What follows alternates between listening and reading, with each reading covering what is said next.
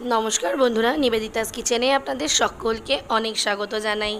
আপনাদের ভালোবাসা আমার জন্য একান্তই কাম্য। বন্ধুরা, এত তপ্ত গরম, এর মধ্যে রান্না করা প্রচণ্ডই খুবই কষ্টকর। তারপরেও আপনাদের জন্য আজকে একটা সুন্দর ভিডিও নিয়ে চলে এসেছি। তরমুজ আমরা সকলেই এই গরমের মধ্যে খাচ্ছি। তরমুজের খোসাটা কিন্তু আমরা সবাই ফেলে দিই। তাই বন্ধুরা, আজকে তরমুজের খোসা দিয়ে একটা দারুণ রেসিপি আপনাদের সাথে শেয়ার করব। তরমুজের খোসাগুলো একটু মোটা মোটা করে নিচ থেকে কেটে নিয়ে সাদা অংশটা ছোট ছোট টুকরো করে আমরা কেটে নেব। দেখুন বন্ধুরা, আমি যেভাবে কেটে নিচ্ছি আপনাদের পুরো কাটার ভিডিওটা আমি দেখিয়ে দিয়েছি। এইভাবে তরমুজের খোসাটা আপনারা সুন্দর করে কেটে নেবেন। আমার ভিডিওগুলো ভালো লাগলে বন্ধুরা লাইক, শেয়ার ও কমেন্ট করে দেবেন এবং আমার চ্যানেলে নতুন বন্ধু হলে সাবস্ক্রাইব করে আমার পাশে থাকবেন বন্ধুরা। চলুন বন্ধুরা, তাহলে রেসিপির দিকে এগোনো যাক। এই যে বন্ধুরা, এখানে তরমুজের অর্ধেকটা প্রায় তরমুজ ছিল। তরমুজের প্রত্যেকটা বাইরের অংশটা আমি কেটে টুকরো টুকরো করে নিয়ে ভালো করে ধুয়ে আমি ঝুড়িতে ঝরিয়ে নিয়েছি। একদম কষলে কষলে ধুয়ে নিয়েছি। আর আমি যেহেতু ছুরি দিয়ে কেটেছিলাম সেহেতু ওপরের অংশটাও একদম সমান ছিল। এবার একটা কড়াইয়ের মধ্যে আমি পরিমাণ মতন জল দিয়ে টকবক করে ফুটিয়ে নেব। এই জলটা টকবক করে ফুটে গেলে তরমুজের সাদা অংশটা দিয়ে এবার আমি ফুটতে দেব যতক্ষণ না পর্যন্ত তরমুজের সাদা অংশটা সিদ্ধ হয়ে আসছে। আপনি হাত দিয়ে টিপে দেখতে পারেন, যখন অর্ধেকের বেশি সিদ্ধ হয়ে যাবে তখন আপনি এটা নামিয়ে নিয়ে ঝুড়িতে আবার জল ঝরিয়ে নিতে হবে। জল ঝরিয়ে নিয়ে আমি কিছুক্ষণ ঠান্ডা করে নেব। ভালো করে বারবার করে ধুয়ে নিতে হবে। ধুয়ে নিয়ে জল একদম ঝরিয়ে নিতে হবে। এবার একটা কড়াই নিয়ে নিয়েছি। ওই কড়াইয়ের মধ্যে আমি 1 বাটি পরিমাণে জল দিয়ে দিয়েছি। এবার এর মধ্যে আমি হাফ বাটি পরিমাণে চিনি দিয়ে নেব। 1 বাটি জলে হাফ বাটি পরিমাণে চিনি দিয়ে নিয়েছি। আর তরমুজের খোসাটা কিন্তু সিদ্ধ হওয়ার পরে অনেকটাই কমে গেছে। চিনির শিরা তৈরি করে নেব বন্ধুরা। এর মধ্যে এবার সিদ্ধ করে রাখা তরমুজের সাদা অংশটা আমি দিয়ে নিলাম। ভালো করে ফুটিয়ে নেব 10 থেকে 12 মিনিটের জন্য, যাতে সাদা অংশের মধ্যে চিনির শিরাটা ভালোভাবে মিশে যায়।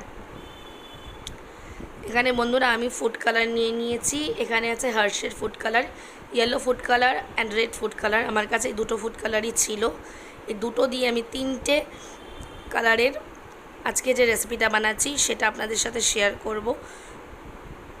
এই ফুড কালারগুলো কোনো হার্মফুল নয়, খুব ভালো ফুড কালার। একদম ভালো করে টকবক করে ফুটিয়ে নিয়েছি বন্ধুরা, দেখতেই পাচ্ছেন চিনির শিরাটা এর মধ্যে ভালোভাবে অ্যাবজর্ব হয়ে গেছে। এবার চিনির শিরাটা অ্যাবজর্ব হয়ে যাওয়ার পরে আমি বন্ধ করে রেখেছিলাম 5-10 মিনিটের জন্য। এরপর আমি 3টে বাটির মধ্যে নিয়ে নিয়েছি তরমুজের সাদা অংশগুলো। আজকে বন্ধুরা তরমুজের খোসার যে সাদা অংশ সেটা দিয়ে আমি টুটি ফ্রুটির রেসিপি শেয়ার করব। প্রথমের বাটিটার মধ্যে আমি রেড কালারের ফুড কালার দিয়ে নিয়েছি, দিয়ে মিশিয়ে নিলাম। রেড কালারের ফুড কালার মিশিয়ে নেওয়ার পরে আমি এখানে নিয়ে নিয়েছি ভ্যানিলা এসেন্স। 1 চামচ ভ্যানিলা এসেন্স দিয়ে নিয়েছি বন্ধুরা। ভ্যানিলা এসেন্স দিয়ে ভালো করে মিশিয়ে নেব। দেখতেই পাচ্ছেন বন্ধুরা, কালারটা বেশ দারুণ হয়েছে, একদম রেড কালার। কারণ এই হার্শের ফুড কালারটা বেশ ভালো হয়ে থাকে। একদম রেড কালার রেডি বন্ধুরা, রেড কালারের টুটি ফ্রুটি। এবার আরেকটা বাটির মধ্যে যে 1 বাটি আমি নিয়ে নিয়েছিলাম তার মধ্যে আমি হাফ চামচের থেকে একটু বেশি পরিমাণে ইয়েলো ফুড কালার দিয়ে নিয়েছি। এই ফুড কালারটা একদম অল্প দিলেই খুব সুন্দর রং চলে আসে। আর এর মধ্যে আমি দিয়ে নিয়েছি বাটারস্কচ এসেন্স। আপনাদের কাছে যদি বাটারস্কচ এসেন্স না থেকে থাকে তাহলে আপনারা বন্ধুরা ভ্যানিলা ফ্লেভারের এসেন্সও ব্যবহার করতে পারেন। এবার আমার কাছে লাল আর হলুদ রং ছিল, এই দুটো কালার মিক্স করে আমি অরেঞ্জ কালার রেডি করে নিয়েছি। কারণ লাল আর হলুদ মিক্স করলেই অরেঞ্জ কালার হয়ে যায়, সেটা আমি জানি। এবং এই জন্যে আমি অরেঞ্জ কালার বানিয়ে নিয়ে অরেঞ্জ কালারের টুটি ফ্রুটি বানিয়ে নিয়েছি। আর এর মধ্যে আমি দিয়ে নিয়েছি হাফ চামচ পরিমাণে বাটারস্কচ ফ্লেভার দিয়ে সুন্দর বাটারস্কচ ফ্লেভারের কমলা কালারের টুটি ফ্রুটি বানিয়ে নিয়েছি বন্ধুরা। আজকের এই টুটি ফ্রুটির রেসিপিটা আপনারা বাড়িতে ট্রাই করবেন এবং বানিয়ে দেখবেন, একদম দোকানের মতন হয়ে থাকে। আর দোকানে গিয়ে লাইন দিয়ে দাঁড়িয়ে আর কিনতেও হবে না, খুব সহজেই বাড়িতে বানিয়ে নিতে পারবেন। দেখতেই পাচ্ছেন বন্ধুরা, কালারটা খুব সুন্দর কালার এসছে। এবার একটা প্লেটের মধ্যে বন্ধুরা আমি টিস্যু পেপার দিয়ে নিয়েছি। 2 ঘন্টা আমি টুটি ফ্রুটিগুলোকে ওই জলের মধ্যে সোক করতে রেখে দিয়েছিলাম যাতে কালারটা ওর মধ্যে বসে যায়। এবার ইয়েলো কালারের টুটি ফুটিগুলোকে নিয়ে আমি একটা ছাঁকনির মধ্যে ছেঁকে নিয়ে প্লেটে দিয়ে নিয়েছি শুকানোর জন্যে। ওই সেম প্রসেসে একদম ছড়িয়ে ছড়িয়ে খুলে খুলে দেবেন যেন একটা অপরের গায়ে লেগে না থাকে। এবার আরেকটা বাটি থেকে নিয়ে ছাঁকনিতে ছেঁকে নিয়েছি রেড কালারের টুটি ফুটিটা। একদম ছাঁকনিতে ভালো করে চেপে চেপে নেবেন যেন জলটা ঝরে যায়। আবার একটা থালার মধ্যে নিচে টিস্যু পেপার দিয়ে সুন্দর করে ছড়িয়ে ছড়িয়ে দেবেন। টিস্যু পেপারের মধ্যে এক্সট্রা জলটা সোক করে নেবে। এবার অরেঞ্জ কালারের টুটি ফুটিটাও সেম প্রসেসে আমি জল ঝরিয়ে নিয়েছি। নিয়ে একটা প্লেটের মধ্যে টিস্যু পেপার দিয়ে নিয়েছি। দিয়ে এবার অরেঞ্জ কালারের টুটি ফুটিটা দিয়ে সুন্দর করে জল সোক করে নেবে। এবার বন্ধুরা যখন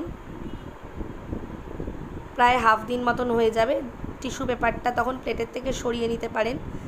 যে জল সোক করার পরে টিস্যু পেপারটা সরিয়ে দিয়ে খালি প্লেটে শুকানোর জন্য 1 থেকে 2 দিন মতন লাগবে। ম্যাঙ্গো শেক বা মিল্ক শেক বা কেক বানানোর জন্য যখন আমরা টুটি ফুটি ব্যবহার করে থাকি তখন এই টুটি ফুটিগুলো ব্যবহার করতে পারেন বন্ধুরা, এবং বানিয়ে এইভাবে লাইট ফ্রিজে কৌটোর মধ্যে ভরে রেখে দেবেন। 1 বছর মতন ফ্রিজে থেকে যাবে। বাই বাই বন্ধুরা।